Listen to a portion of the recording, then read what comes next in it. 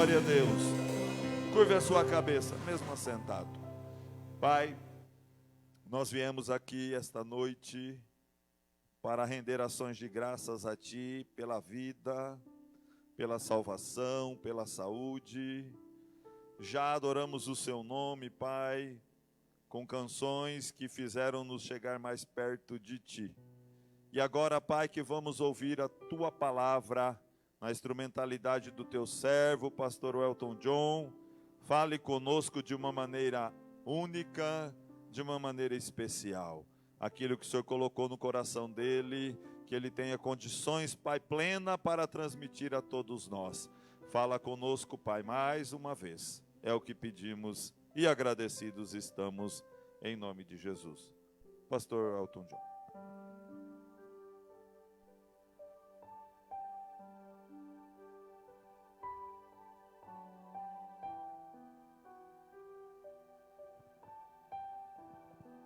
Glória a Deus.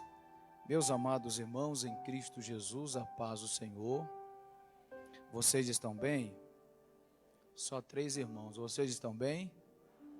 Graças a Deus, que já aumentou o número dos irmãos que estão bem. Queridos, vamos abrir as nossas Bíblias na epístola do apóstolo Paulo aos Filipenses, capítulo de número 1, e o versículo de número 6. Epístola do apóstolo Paulo aos Filipenses, capítulo de número 1, e o versículo é o de número 6. Enquanto os irmãos estão folheando a Bíblia para localizar o texto citado, eu quero agradecer a Deus por mais uma oportunidade que Ele nos concede de estarmos na sua casa, na sua presença, para juntos celebrarmos, adorarmos e bendizermos o seu nome.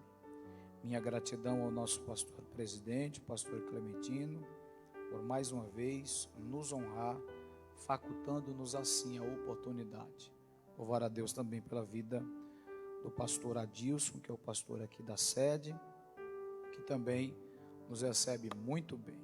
Então, juntos vamos se alegrar na presença de Deus. Rever alguns irmãos ou rever a igreja do Senhor é uma alegria muito grande. Um período complicado, complexo como esse, sempre é bom revermos os irmãos e lembrarmos de que Deus está cuidando de cada um e estendendo as suas mãos sobre nós poderosamente. Os irmãos que já estão orando, continue orando pela obra do Senhor ali em Marialva. Jesus está nos ajudando de maneira graciosa. Os irmãos acharam o texto? Confirme dizendo amém. Filipenses capítulo 1, versículo de número 6, apenas este versículo nós vamos ler e também fazer a exposição do mesmo. Tendo por certo isto mesmo, que aquele que em vós começou a boa obra, a aperfeiçoará até o dia de Jesus Cristo. Vou ler mais uma vez. Tendo por certo isto mesmo, que aquele que em vós começou a boa obra, a aperfeiçoará até o dia de Jesus Cristo. Queridos e amados irmãos em Cristo Jesus, eu tenho plena certeza, tenho plena convicção de que todos que estão nesse ambiente já tiveram o prazer ou a alegria de ler esse versículo de Paulo aos crentes que estavam localizados na região de Filipe. É um dos versículos mais pedagógicos da epístola da prisão. Vale ressaltar e dizer aos irmãos que o apóstolo Paulo estava preso quando escreveu esta carta aos crentes de Filipe, em Roma, numa prisão domiciliar, isto é, uma prisão em casa, guardado por homens de alto calibre, chamado a guarda pretoriana. Todavia, apesar de Paulo estar preso, confinado, isolado da sociedade, duas coisas me chamam a atenção, que parece demais com o contexto atual que nós estamos vivendo. Primeiro, Paulo estava isolado por causa da prisão, mas ele estava próximo do Senhor Jesus. Segundo, Paulo estava preso, mas mesmo assim, a alegria era brotada do seu coração e da sua alma, a ponto do próprio apóstolo expressar, no capítulo 4, versículo 4, dizendo: alegrai-vos no Senhor, ou alegrai-vos sempre no Senhor. Outra vez vos digo, alegrai-vos. Mas também existe outra característica que chamou muito a minha atenção quando eu estava lendo, estudando esse texto esses dias. Foi exatamente, ou era exatamente, a expressão de convicção que o apóstolo Paulo tinha, mesmo estando confinado, mesmo estando isolado, mesmo estando preso.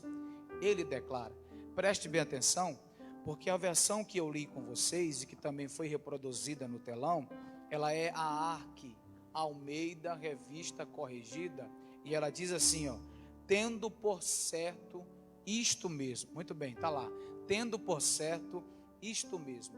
Essa versão é a Arque Almeida Revista Corrigida, mas há outras versões, pastor Adilson e a igreja, que podem aclarar ou esclarecer ainda mais a nossa compreensão. Por exemplo, a King James, ela vai dizer assim, ó: estou plenamente convicto. Estou plenamente convicto. A versão mensagem, ela vai dizer exatamente assim, ó: estou certo. Estou certo. A Ara vai dizer tendo por certo. Outra versão, que ela é conhecida como NBV, que é a nova Bíblia Nova, ela diz: eu tenho certeza. Eu tenho certeza. E uma versão chamada Nova RI, que é a nova versão Restauração Israelita, vai dizer: eu estou confiante. Então veja, juntando todas as expressões das versões, o que vai chamar a nossa atenção é exatamente a expressão de fé, de convicção, que o apóstolo Paulo destaca, mesmo estando em uma situação controversa, totalmente diferente, totalmente oposta ao que ele queria estar vivendo.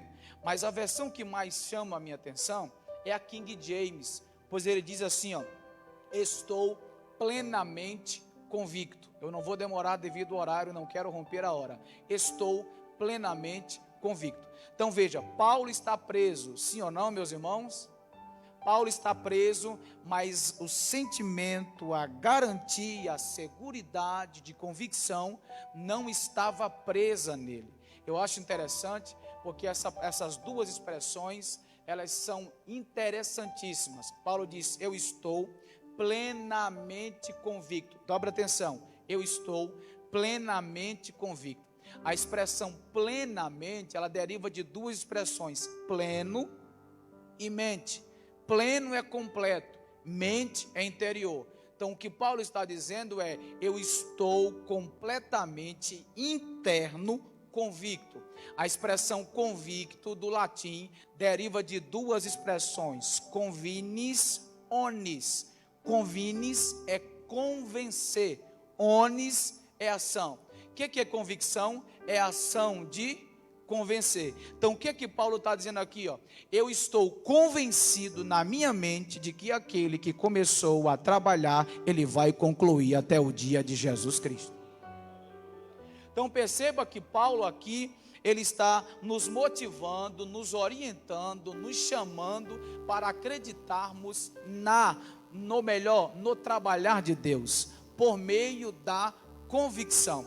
Então veja, uma igreja que está convicta, um crente que está convicto, um pastor que está convicto, um membro que está convicto, ele tem uma proximidade maior com Deus. Eu sempre costumo dizer, pastor Aldilson, eu disse domingo no nosso culto, nós tivemos 2 cultos por causa da situação que estamos vivendo, e eu disse aos irmãos, existem dois tipos de pessoas em nosso meio, aquelas que estão desconectadas de Deus, e aquelas que estão conectadas em Deus. Vou repetir, aquelas que estão desconectadas de Deus, e aquelas que estão conectadas em Deus. Quem está desconectado em Deus, não consegue ter convicção, não consegue crer em dias melhores, não consegue avançar. Agora, quem está conectado em Deus, Tiago capítulo 4, versículo 8 diz: chegai-vos a Deus e Ele se chegará a vós. Preste bem atenção, quem está desconectado com Deus, a sua convicção, ela é igual um anão espiritual, mas quem está conectado com Deus, a sua convicção é como um gigante espiritual na presença de Deus. Eu sei, queridos, que nós estamos vivendo dias terríveis, dias tétricos, dias que foram profetizados pelo nosso Senhor e Salvador Jesus. E sabe o que me pasma, gente? Sabe o que me deixa inquieto? É que está profetizado, está escrito, Mateus 24:6, Jesus disse: olha, ainda não é o fim, mas não vos assusteis. Tem uma pancada de gente que está assustada, literalmente, porque muitos estão desconectados de Deus, mas há uma geração que ainda está conectada com o Senhor, e a sua convicção vai crescer. Crescer como pastor, crescer na fé, crescer na presença de Deus, crescer avançado. Então veja que a primeira coisa que Paulo destaca aqui é a sua convicção. Como é que está a sua convicção? Como é que está a nossa convicção? Quando Paulo disse eu estou plenamente convicto, ou estou plenamente certo, ele estava declarando que a sua fé, que a sua convicção estava intacta, estava, no mesmo nível na presença de Deus. Sabe o que me faz lembrar agora? Vocês conhecem, não é nada novo, livro de Jó, capítulo 13, versículo 15, o texto vai dizer: ainda que ele me mate, olha que fé, nele eu esperarei, contudo defenderei os meus caminhos diante dele. Sabe o que é isso? Isto é convicção. Lembra de Jó ainda 19:25, eu sei que o meu Redentor vive e que por fim se levantará sobre a terra, isto é convicção. Lembra do apóstolo Paulo na sua primeira epístola pastoral aos crentes, ao melhor a Timóteo, no capítulo 1 e versículo 12, Paulo disse: eu sei em quem eu tenho crido. Já ouvi alguém dizer que a fé é um salto no escuro, isto é uma inverdade. A fé não é um salto no escuro, a fé é um salto no conhecimento da pessoa bendita e gloriosa do Senhor Jesus. Portanto, Paulo chama a nossa atenção aqui para entendermos de que Ele está conosco. Lembra de Romanos capítulo 8, versículo 31? Que diremos, pois, à vistas destas coisas, se Deus é por nós, quem será contra nós? É interessante que na transliteração para nós veio a condicionar o si, que não há uma afirmação, mas o grego é visto que Deus está conosco, visto que Deus é por nós. Querido, eu tenho uma palavra da Bíblia para o seu coração. Deus continua no controle de todas as coisas, continua no controle da igreja, continua no controle de todo o planeta Terra. Ele não perdeu o controle, nem tampouco vai perder o seu controle de trabalhar. Mas vamos lá, queridos, então Paulo expressa aqui a sua convicção, mas ele expressa a convicção em quem, por quê e para quê. Eu vou repetir, ele expressa a sua convicção em quem, por quê e para quê.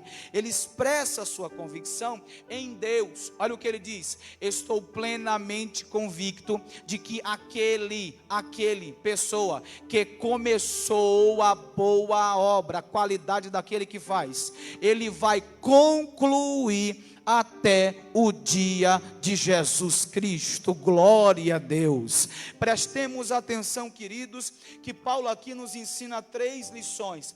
A sua convicção está pautada naquele que trabalha, pessoa. Segundo, a sua convicção está pautada na qualidade daquele que trabalha. E terceiro, a sua convicção está pautada naquele que começa e termina. Talvez eu não consiga terminar aquilo que eu comecei, mas o teu Deus é diferente. Tudo que ele começa, ele vai terminar. Mas vamos caminhar devagarinho aqui. Primeiro, a convicção de Paulo está na pessoa que trabalha. Quem é a pessoa que trabalha? É Deus. Escute, quem trabalha na minha vida não é o pastor da igreja, não é o nosso pastor presidente, homem de Deus, não é o pastor Adilson, homem de Deus, não são os conferencistas internacionais, nacionais, urbanos, de cidade, qualquer um, não são os cantores. Quem trabalha a nossa vida é o nosso Senhor e Salvador Jesus Cristo. Eu sempre costumo dizer que Deus é o mestre de obra perfeito das nossas vidas. Ele é o engenheiro da construção do nosso caráter. Ele é o perito construtor da nossa vida espiritual. Saia daqui com essa convicção, com essa verdade. Quem trabalha na sua vida é Deus. Vou lhe provar. Olha como é que Deus trabalha. Evangelho de Jesus, segundo escreveu o evangelista João, capítulo 5, versículo 17. Jesus disse, pastor Claudemir Beltrão, o meu pai trabalha até agora. Aí ele disse, e eu também trabalho. Olha que lição extraordinária a gente aprende, irmão Érico.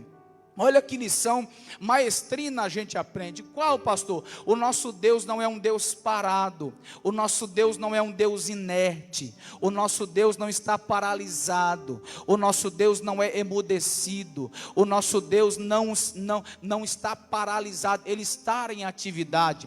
Lembra do Salmo 121?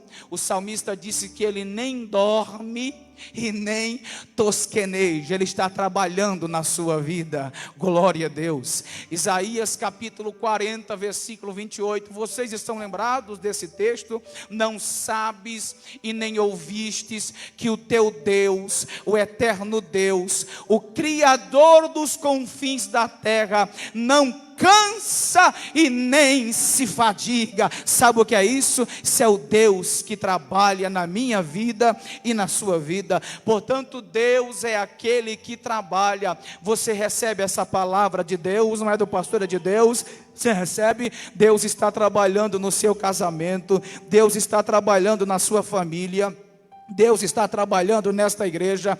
Deus não está brincando com a humanidade. Deus não está brincando com as igrejas evangélicas. Deus não está brincando com ninguém. Deus está se revelando. E escute isso de maneira explícita, para que todos nós entendamos a sua linguagem por meio desta crise, por meio desta pandemia. Mas Deus continua no controle de todas as coisas, trabalhando na minha e na sua vida.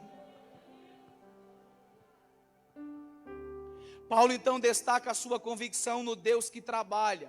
Então ele é o Deus que trabalha. Segundo, Deus trabalha para arrancar. Escute isso aqui. Deus trabalha para arrancar, para extrair, para tirar da nossa vida tudo aquilo que não agrada a Ele. E é isso, pastor Adilson, que Deus está fazendo com os crentes, com a igreja, com o povo que será selecionado para morar no céu. Pastor, então prova agora mesmo. Olha aqui para mim, por favor, querido.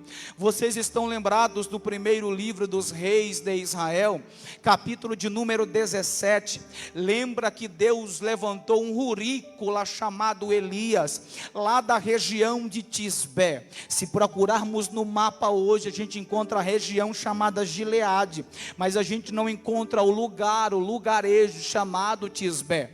Deus então se apropria de Elias, tirando do meio do nada, leva até o trono onde estava o rei Acabe. Elias então aponta o dedo para Acabe e diz: tão certo como vive o Senhor. Eu acho isso aqui fenomenal, gente, fantástico, melhor do que o da Rede Globo. Quando Elias chega diante de Acabe, Elias diz assim, ó, em cuja presença eu vivo. Sabe o que ele está dizendo? Eu não vou para o culto passear. Eu só não sou adorador de terça, de quinta, de sábado e do domingo. Não. Eu não sou igual o esposo da sunamita, que quando ela quis ir procurar o profeta, ele perguntou para ela, por que você vai hoje? Se hoje não é sábado e nem lua nova. Tem gente que só vem para o culto, não é nem adorar, só vem para a igreja, porque tem um dia específico. Elias não, em cuja presença estou, em cuja presença eu vivo. Irmão, deixa eu dizer uma coisa aqui, bem devagarinho, só para nós.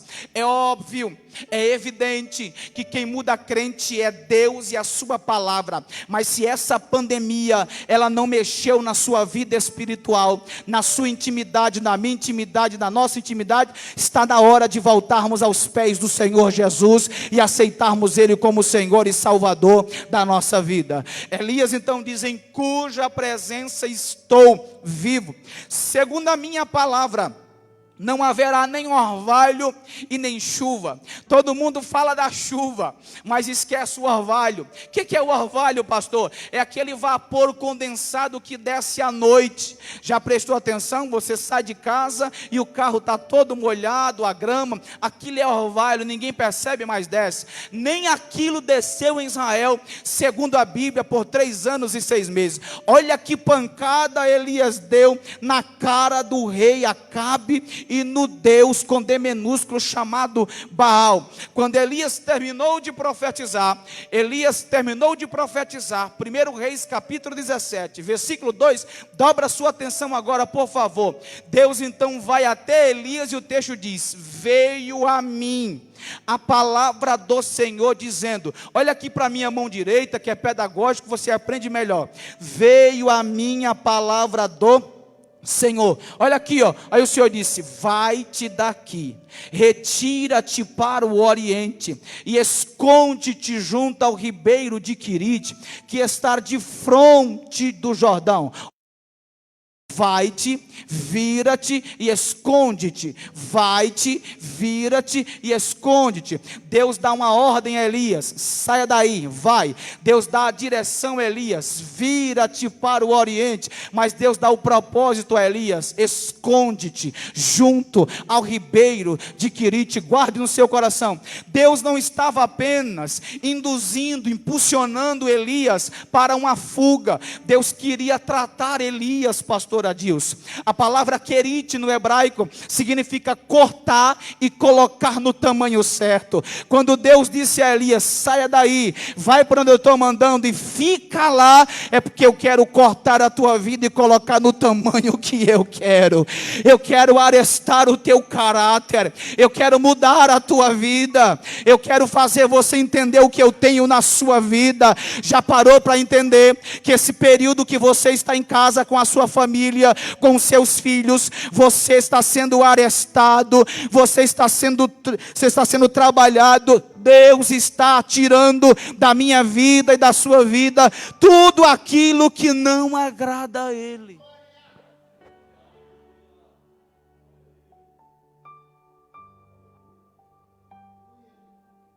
Deus está nos moldando. Deus está tirando a soberba da nossa vida. E que a nossa oração seja como a do salmista Davi no Salmo 19, verso 13. Guarda meu coração, Senhor, da soberba, para que ela não torne senhora de mim. Deus está nos tratando nos mínimos detalhes. Gente que nem orava, está orando. Gente que não buscava, está buscando. Essa semana eu recebi uma ligação de um pastor e disse, eu tenho quase 200 crentes aqui na igreja, só veio 23 crentes depois que regularizaram para voltar nos cultos. Sabe qual é a dor que nós estamos tendo como pastores? Eu falo como pastor agora. Sabe qual é a dor, irmão? Sabe qual é? Não é de tratar todo mundo assim, com tudo isso aqui que a gente está fazendo. Sabe qual é a nossa maior dor de cabeça? É os crentes dizendo que não pode ir na igreja, porque fica passando mal, usando máscara, mas passa o dia inteiro usando usando máscara no trabalho, passa o dia inteiro indo para lá, indo para cá, e 1 hora, meia hora, e você pode até tirar aí um pouco para respirar e para cantar, porque eu tenho certeza que ninguém vai dizer nada, mas não, sabe o que é isso? Sabe qual é um vírus que está atacando a igreja brasileira? É um vírus chamado frieza espiritual. Frieza espiritual. Mas Jesus está voltando, e aquele remanescente fiel, aleluia, quem ama Deus de verdade permite Deus trabalhar na sua vida e arrancar tudo aquilo que não agrada. Quem ama Deus de verdade entende que se a vida é dele, a morte também é dele. Filipenses capítulo 1, versículo 21, Paulo disse: o viver é Cristo, mas o morrer é lucro. Se for para morrer por causa do vírus, e daí? A gente morre, mas o nosso galardão está guardado nos céus, onde o Senhor Jesus está. Aleluia, aleluia. Eu não sei se você pode abrir a sua boca e dar um glória a Deus aí nessa noite, mas o Senhor está falando conosco, Ele está tratando a nossa vida nos mínimos detalhes.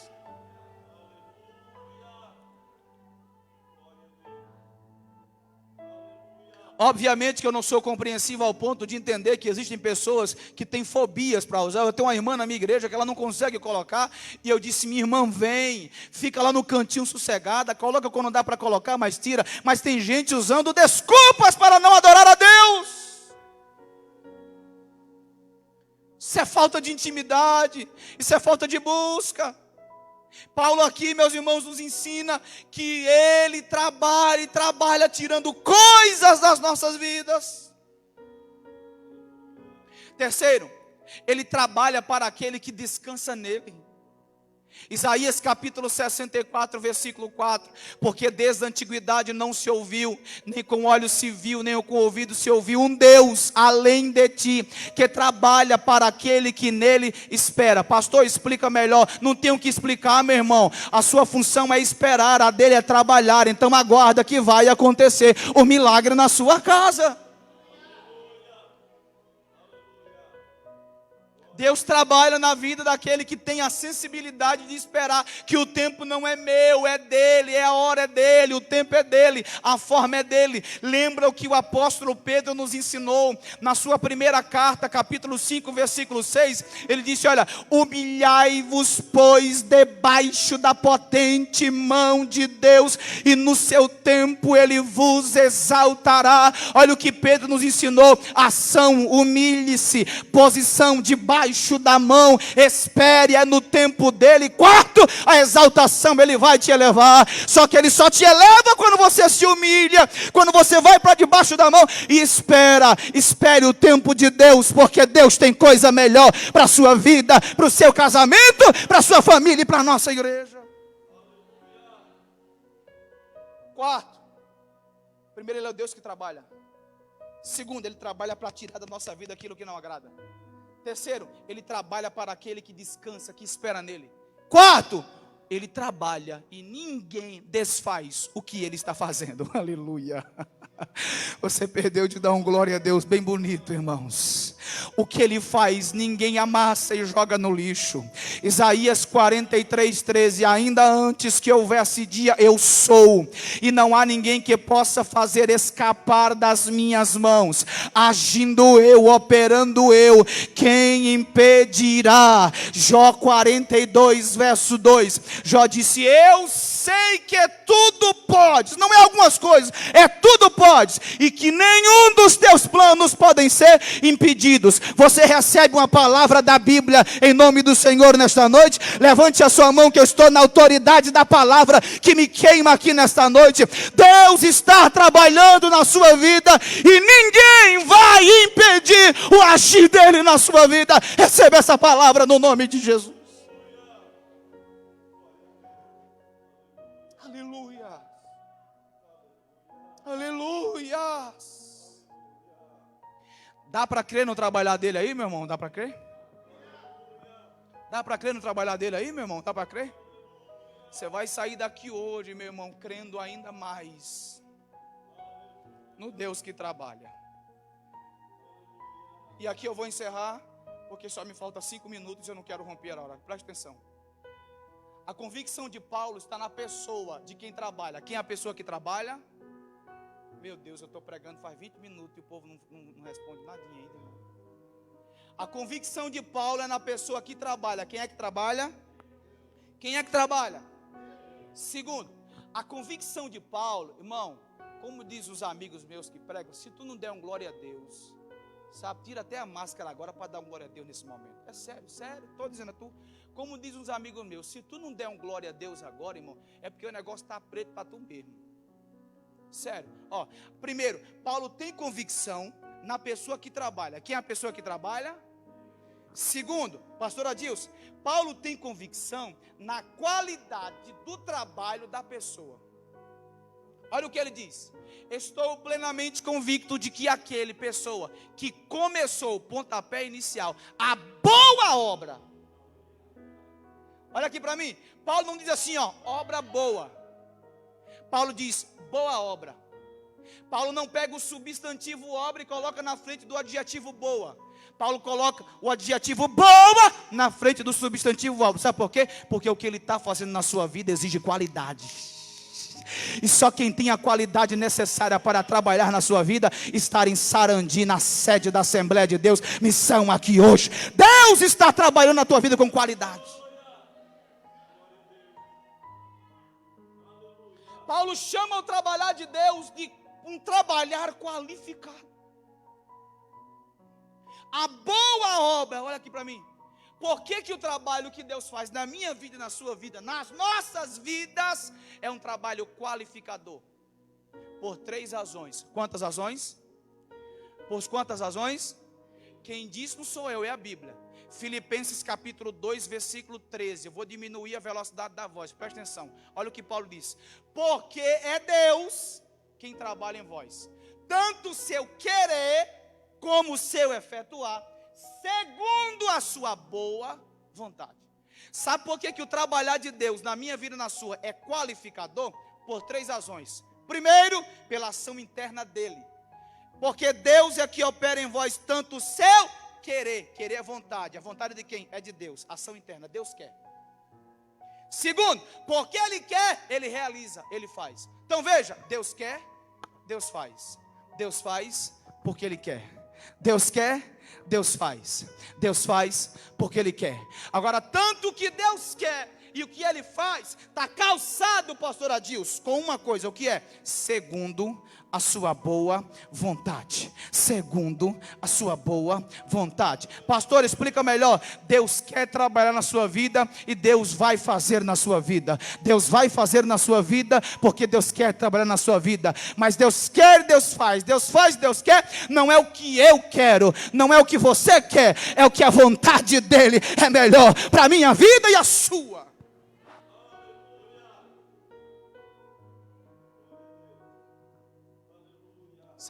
Você sabe por que muita gente grande cai? Mas cai de cabeça.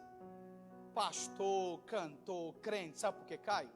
Porque ele não entendeu ainda Atos 13, 22. E nós precisamos guardar o nosso coração, porque também senão a gente cai do mesmo jeito. Porque Paulo diz: quem está em pé, olhe para que não suba. Não é assim que está escrito? É assim que está escrito? É como? Quem está em pé, olhe para que não. Então pronto, qual é o cuidado que a gente tem para não cair? É entender que a vontade de Deus é soberana, é maior, é elevada, é altíssima, para cumprir os propósitos deles na minha vida. Atos 13, 22, o texto diz assim, ó: achei Davi, filho de Jessé, homem segundo o meu coração. Segundo o meu coração, olha a chave: que executará toda a minha vontade. Sabe por que Deus achou Davi? Primeiro, porque Davi era servo, o meu servo. Sabe por que Deus achou Davi? Porque Davi tinha conexão com Deus, apesar de não ter oportunidades como os irmãos tinham. Sabe por que Deus achou Davi? Porque Deus sabia que Davi ia lutar até a morte para fazer a vontade daquele que havia lhe chamado. Se a igreja entender que nós somos chamados para fazer a vontade de Deus,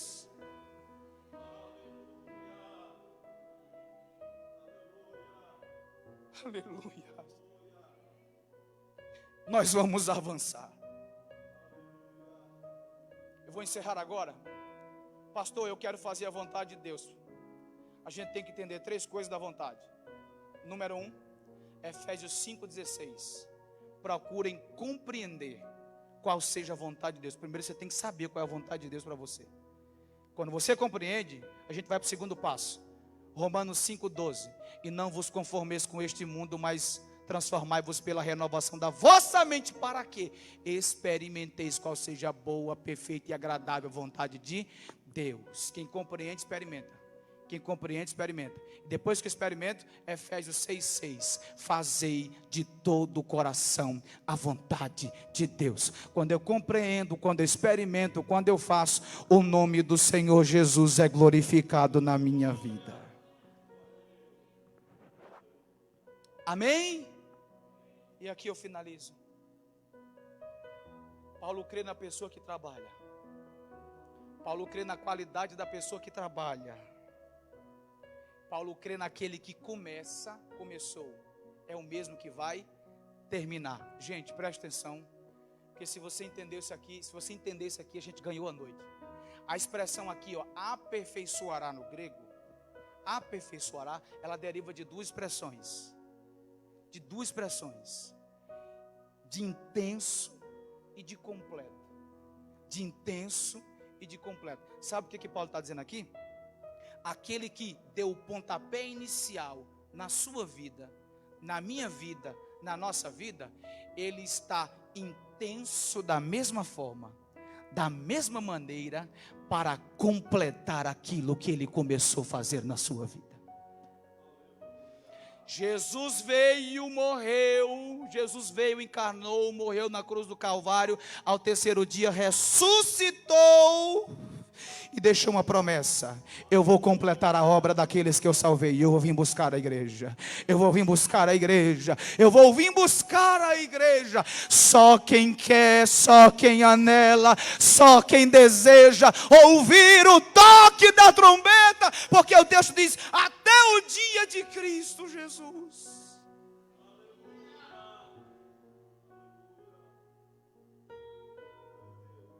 Aleluia. Você pode curvar a sua cabeça aí por 1 minuto agora. Não precisa você ficar de pé, é só curvar a sua cabeça. E 1 minuto é muito pouco para você dizer: Deus, eu acredito, eu creio, eu estou plenamente convencido do teu trabalhar. Jesus pode te renovar agora por meio da sua palavra. Jesus pode te batizar com o Espírito Santo. Olha que coisa grande, Jesus batizando na pandemia, onde muita gente está desviando-se. Jesus está dizendo: eu continuo no controle de todas as coisas, agindo de maneira poderosa. Receba a graça viva, veraz, poderosa. Receba a multiforme graça de Deus. Receba a ação poderosa do Espírito Santo, te constrangendo para acreditar. Sim, vivendo com uma alegria ultra circunstancial. Esta crise não pode nos desvirtualizar da presença de Deus.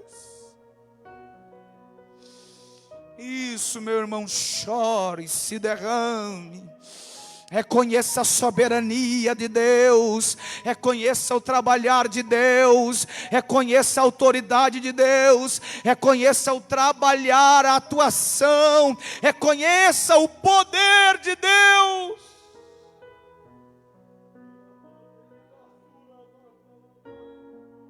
Deus está nesses últimos dias impulsionando a igreja para vivermos algo melhor.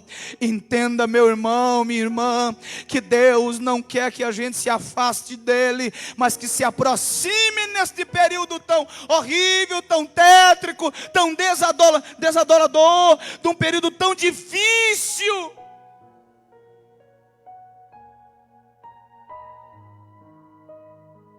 Deus está renovando o teu coração nesta noite.